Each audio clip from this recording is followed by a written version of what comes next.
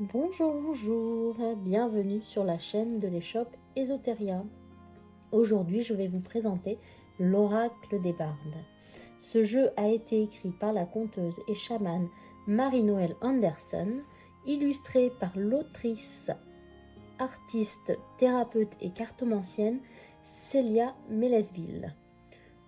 J'espère que je ne me suis pas trompée dans la prononciation des noms, je m'en excuse d'avance si c'est le cas. Et il a été édité aux éditions Contredire, qui sont une branche des éditions Très Daniel.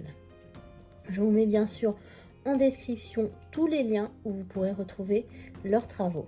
Le jeu, vous pouvez le trouver soit en librairie ou alors sur le site directement sur le site édition trédaniel.com. Pareil, je vous mettrai le lien en description. Ce jeu est donc composé d'une boîte que vous pouvez voir ici. Voilà, une boîte rigide, assez grande. Voilà, donc dans cette boîte, on y retrouve un petit pochon avec les cartes et le livret. Donc le livret est composé de 272 pages. Vous avez donc le petit pochon qui est là, qui est vraiment très pratique pour pouvoir transporter les cartes sans les abîmer. Et les 36 cartes que vous avez ici. Voilà. Donc le livret est composé de deux parties. Vous avez une première partie qui est l'introduction et une deuxième partie qui explique la signification des cartes. L'introduction est vraiment très fournie puisque vous avez une partie donc sur les mythes et mémoires. Il y a ensuite une partie sur les ancêtres de nos ancêtres et comme vous pouvez le voir, il y a plusieurs quand même pages voilà, dans l'introduction. Donc les ancêtres de nos ancêtres. Ensuite une partie sur l'école des arbres. Voilà. Ensuite, il y a une partie sur le soleil et la lune. Voilà. Et comme vous le voyez, à chaque fois, il y a quand même plusieurs pages sur chaque sous-partie de cette introduction. Ensuite, il y a des explications sur l'oracle. Et ensuite, vous avez quelques propositions de tirage. Voilà, donc c'est vraiment très intéressant puisque souvent les introductions sont assez courtes et là on a vraiment un gros travail sur l'introduction avec les recherches qui ont été faites, mythologiques. Donc ensuite vous avez la deuxième partie, voilà, qui est ici et donc qui explique en fait la signification des 36 cartes. Donc là, dans cette partie, donc on y retrouve 36 mythes qui sont chacun associés à une carte. Voilà.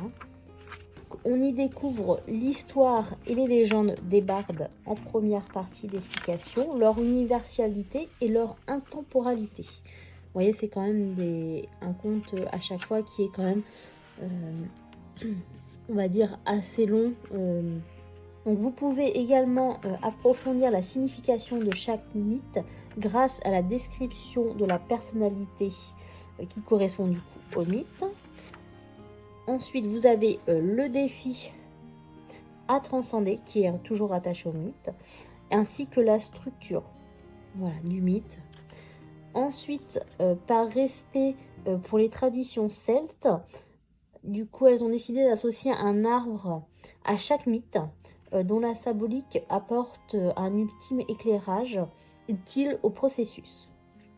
Alors je trouve que l'association de l'arbre à chaque mythe est vraiment très intéressante et très bien expliquée. Explique le lien avec le mythe et comment ils étaient utilisés par nos ancêtres, aussi bien par nos ancêtres celtes que par d'autres civilisations. Voilà, ce qui rend vraiment le lien très intéressant. Je vais donc maintenant vous présenter les cartes. Donc comme vous pouvez le voir, voici le magnifique dos des cartes. Alors elles sont très souples, voilà, et très grandes. ce qui peut, quand on a des petites mains comme moi, gêner au niveau du mélange, mais c'est quelque chose qu'on prend quand même assez vite en main quand à force d'habitude. Donc voilà, donc là vous pouvez voir les cartes, les illustrations qui sont vraiment de toute beauté. Donc moi j'utilise personnellement ce jeu de temps en temps. C'est surtout en fait quand j'ai besoin d'un petit coup de pied aux fesses, voilà, que j'ai vraiment une question où je sais que je vais avoir besoin d'une réponse assez franche et tranchante. Voilà, je l'ai même surnommé le qui pique, parce que il tombe vraiment juste et les réponses sont toujours très piquantes. Je trouve qu'il met vraiment le doigt en fait sur ce qu'on veut pas forcément entendre, voir. Voilà un petit peu ce qu'on essaye de se cacher à soi-même. Il est vraiment là-dessus très précis. J'aime aussi juste, ne serait-ce que lire les mythes en fait qui ont été écrits. Ils sont assez courts et même en étant assez courts, ils arrivent à me faire voyager en fait vers d'autres temps et d'autres univers. Alors c'est vrai que c'est un jeu que je ne tire pas très souvent, donc c'est vrai que pour retenir toutes, vous avez vu toutes les informations qu'il y a sur la symbolique des cartes. En fait ce que je fais le plus souvent, c'est que je prends le livret à la page en fait de la symbolique de la carte que j'ai tirée, et en fait je lis en diagonale, et dès qu'un mot ou une phrase m'interpelle, en fait je lis cette phrase, et à chaque fois je peux vous dire que ça tombe mais pile poil juste, et j'ai pas besoin de lire tout le texte en fait. Voilà, donc vous pouvez voir, c'est vraiment magnifique. Elles sont vraiment très belles. J'aime beaucoup le travail de Célia Mélesville. J'ai un ou deux autres jeux qu'elle a illustrés. Voilà, parce que j'aime vraiment beaucoup ce qu'elle fait.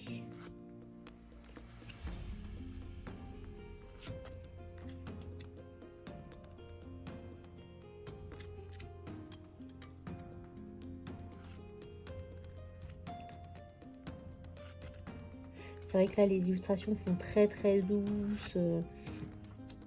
Voilà, mais en fait, ne vous y fiez pas. Il est redoutable. Voilà, donc c'est fini. J'espère que cette présentation vous aura plu. N'hésitez pas à aimer, à partager, vous abonner et mettre un commentaire si le cœur vous en dit. Si vous souhaitez suivre mes aventures, vous pouvez me rejoindre sur mes comptes. Je vous mets bien sûr toujours les liens en description. Voilà, je vous souhaite une excellente journée et à très bientôt.